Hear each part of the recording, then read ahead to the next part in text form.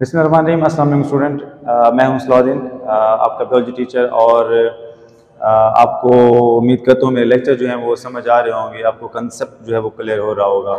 अगर आप new viewer है मेरे इस चैनल के ऊपर और अगर आपको मेरा ये लेक्चर जो वो समझ में आता है तो काइंडली मैं आपसे रिक्वेस्ट करूँगा कि आप मेरे चैनल को सब्सक्राइब कर लें और उसके बाद लाइक भी कर दें और शेयर भी कर दें, और आपके जो भी फेलोज़ हैं या स्टूडेंट्स हैं आप उन तक भी मेरे ये लेक्चर को कन्वे कर दें। आप का शुक्रिया। तो कल हमने एक अहम टॉपिक जो है वो पढ़ा था, वो कौन सा था? वाटसन एंड क्रिक मॉडल, जो कि लॉन्ग के लिहाज से बहुत ही इंपॉर्टेंट है। उसके बाद जो दूसरा लेक्चर है जो आज हम डिस्कस करेंगे वो है DNA replication. DNA replication long के लिहाज से, शॉर्ट के लिहाज से ये भी बहुत इंपॉर्टेंट टॉपिक है। आज हम इस लेक्चर को इस टॉपिक को डिस्कस करेंगे। उसके बाद फिर हम कुछ और बातें जो कि पीछे मैंने छोड़ दी थी उनको भी आज कंप्लीट कर लेंगे। ठीक होगा बेटा? तो आते हैं अपने लेक्चर की तरफ। तो बात करते हैं हम डीएनए रेप्लिकेशन की।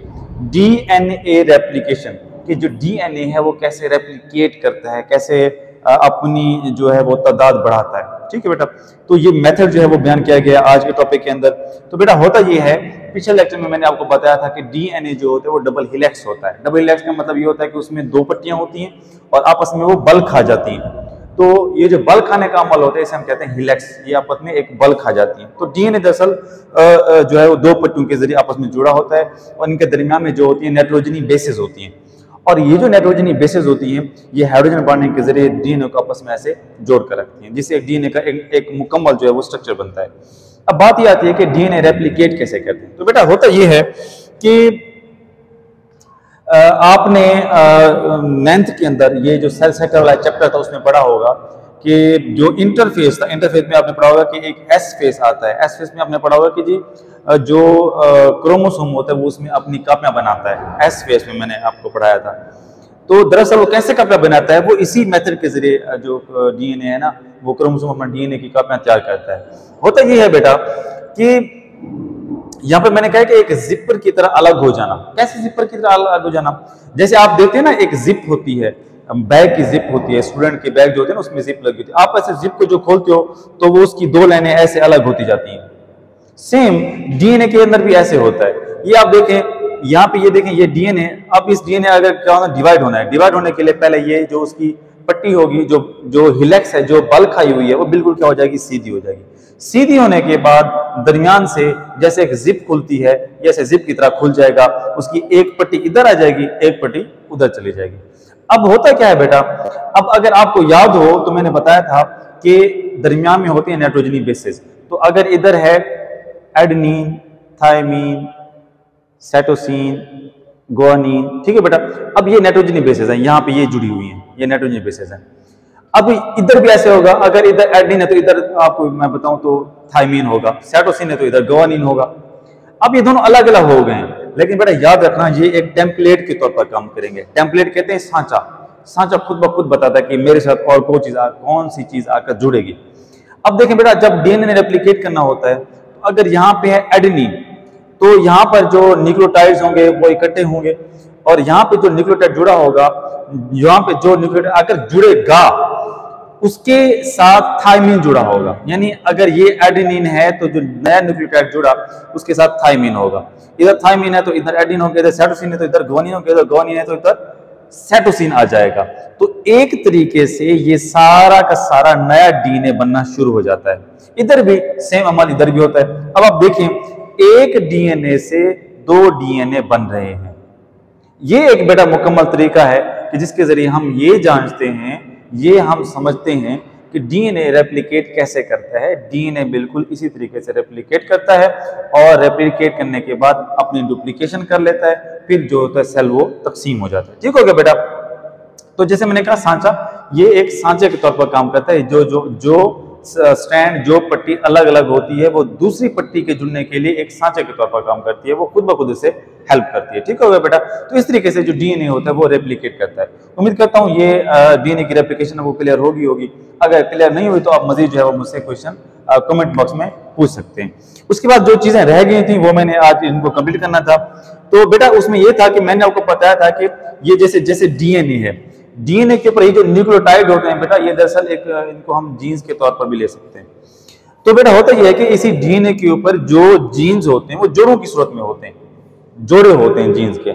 अब होता ये है कि बेटा कि ये जो जोड़े होते हैं जीन के, ये आपने जीन की तारीफ पढ़ी थी कि जीन हमारे जिस्म के अंदर मुख्तलिफ खसूसियात को बनाने में मदद करते हैं। जैसा कि हमारी आंख का रंग होता है, हमारे बालों का कलर कह लो, हमारी स्किन का कलर कह लो, ठीक है बेटा, हमारी शक्ल सूरत, ये सारी जीन्स डिटरमाइन करते हैं।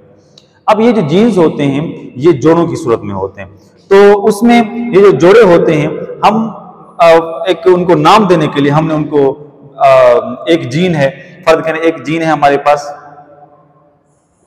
जीन है बी, ठीक है बेटा। अब ये जीन है बी, और याद रखना बेटा, एक समझाने के लिए बता रहा हूं कि ये जीन बी जो है ये हमारे स्किन कलर को डिटरमाइन करता है, किसको, स्किन कलर को बनाता है दूसरे लफ्जों में। अब ये जो जीन बी है ये दो सूरतों में, यानी ये जोड़े की सूरत में होगा, ठीक है बेटा। कौन सूरत में होगा, जोड़े की सूरत में। बी बी भी हो सकता है, ठीक है बेटा, और स्मॉल बी भी हो सकता है, और उसके बाद कैपिटल बी और स्मॉल बी भी हो सकता है। अब देखिए बेटा, यहाँ पे आपको कहता है कि जीन जोड़ों की सूरत में है, जोड़ों की सूरत में, ये देखिए ये जीन है जोड़ों की सूरत में, ये जोड़ों की सूरत में, ये जोड़ों की सूरत में। लेकिन होता क्या है कि वो कहते हैं बाज़ का दोनों अरकान एक जैसे भी हो सकते हैं, ये देखिए दोनों अरकान एक जैसे हैं, ये देखिए ये दोनों अरकान एक जैसे हैं। लेकिन वो कहते हैं बाद में दोनों अरकान मुख्तलिफ भी हो सकते हैं, ये देखें ये दोनों अरकान क्या है बेटा, मुख्तलिफ हैं। इस तरीके से जीन ए भी है, जीन बी भी है, तो इस तरह बहुत सारे जीन हैं जिनको हम नाम दे देते हैं उनकी पहचान करने के लिए। अब होता क्या है बेटा कि ये जो जीन बी है ये इसकी दो मुतबादिल सूरतें हैं, मुतबादिल सूरतें, यानी अगर बी है तो उसके साथ एक और दूसरा उसका जोड़ा बी भी है, तो ये मुतबादिल सूरतें होती हैं, एक दूसरे से मिलती जुलती सूरतें होती हैं।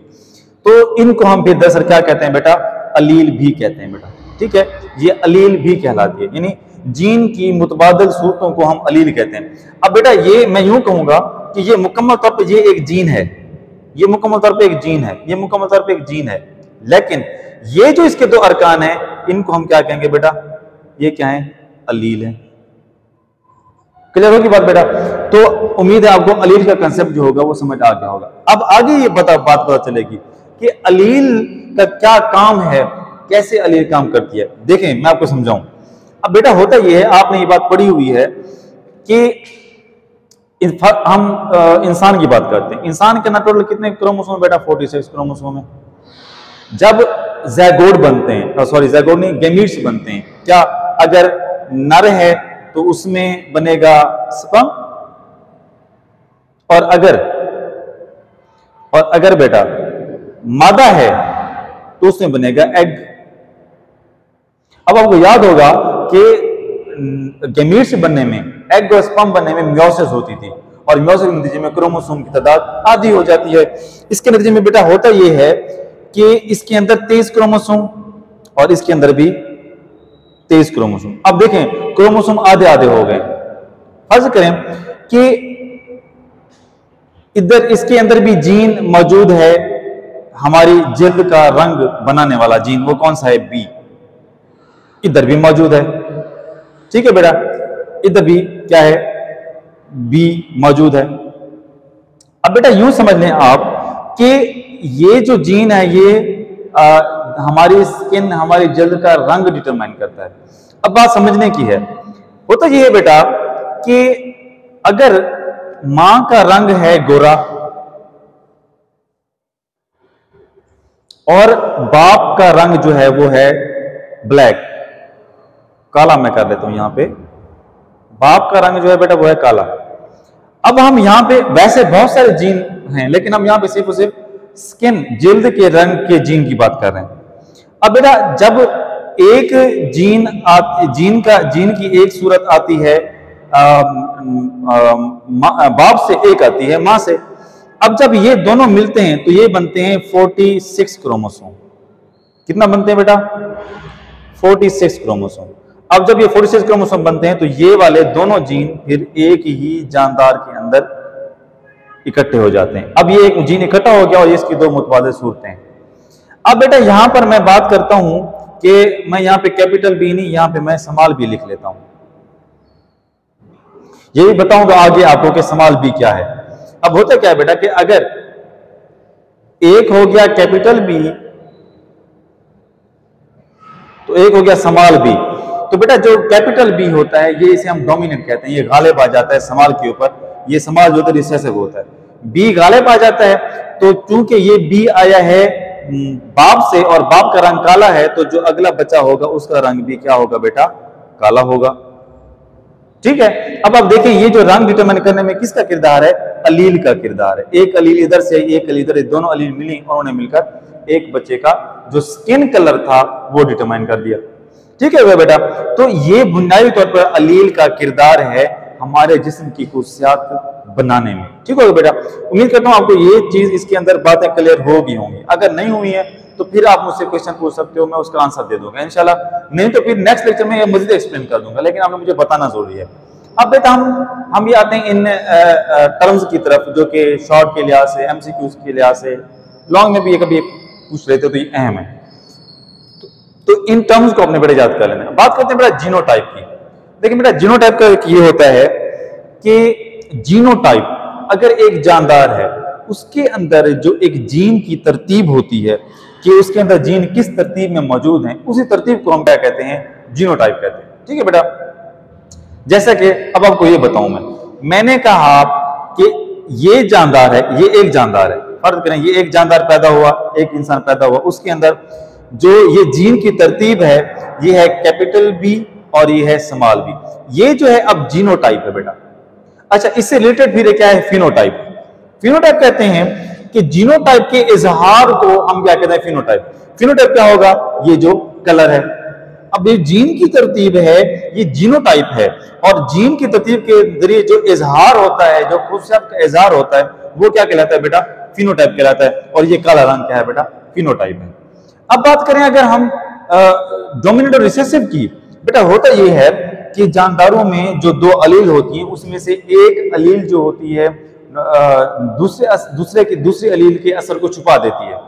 ठीक है, वो अलील जो दूसरी अलील के असर को छुपा दे वो डोमिनेंट अलील कहलाते हैं। जिस तरह अब यहाँ पे जो बी है बेटा ये डोमिनेंट है। अब जो डोमिनेंट अलील होती है उसको बेटा हम कैपिटल वर्ड में लिखते हैं, जैसे ये बी है, और जिसका असर छुप जाए बेटा वो होती है रिसेसिव, और उसको हम स्मॉल लेटर में लिखते हैं, जैसे कि ये स्मॉल बी है।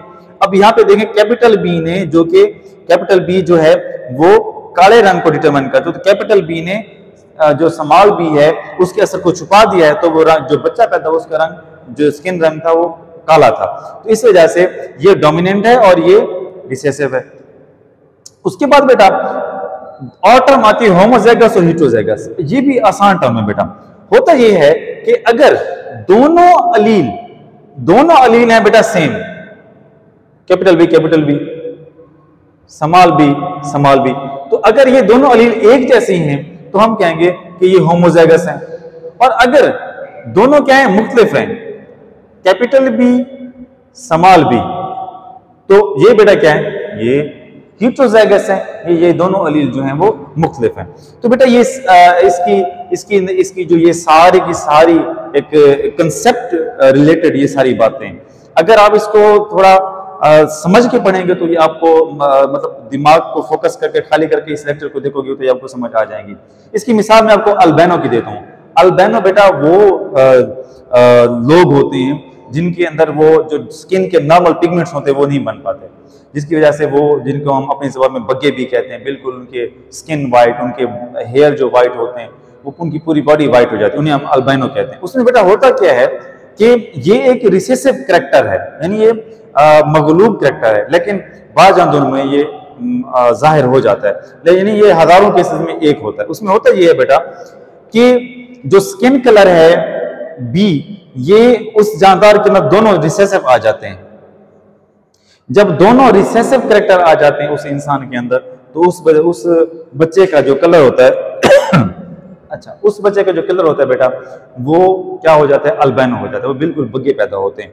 तो अगर जैसे हम इंसान हैं तो हमारे अंदर नॉर्मल पिगमेंट्स हैं, देख लें तो इसमें हमारे अंदर नॉर्मल पिगमेंट होने की वजह से हमारा जो, यानी हमारे अंदर जो जीनोटाइप है वो नॉर्मल है, एक अगर या सारे डोमिनेंट हैं या सारे जो हैं वो एक रिसेसिव है तो एक डोमिनेंट है, और डोमिनेंट अपने असर को जाहिर करता है, तो ये हमारे अंदर नॉर्मल पिगमेंट होते हैं। लेकिन जो अल्बाइनो होते हैं उनके अंदर दोनों रिसेसिव आ जाती हैं, इस वजह से उनका जो कलर होता है वो स्किन कलर जो होता है वो पिगमेंट फ्री होते हैं, उनके अंदर पिगमेंट्स नहीं पाए जाते। तो बेटा उम्मीद करता हूँ आपको लेक्चर जो होगा वो क्लियर हो गया होगा। अगर क्लियर नहीं हुआ तो आप मुझसे क्वेश्चन पूछ सकते हैं, और मेरी रिक्वेस्ट है आपसे कि आप मेरे इस चैनल को सब्सक्राइब करें, और अगर लेक्चर आपको समझ आया है तो अपने बाकी क्लास फेलोज को भी आप ये कह सकते हैं कि वो मेरे इस लेक्चर को विजिट करें, चैनल को विजिट करें। अपनी दुआ में याद रखिएगा। शुक्रिया बेटा, अल्लाह हाफिज़।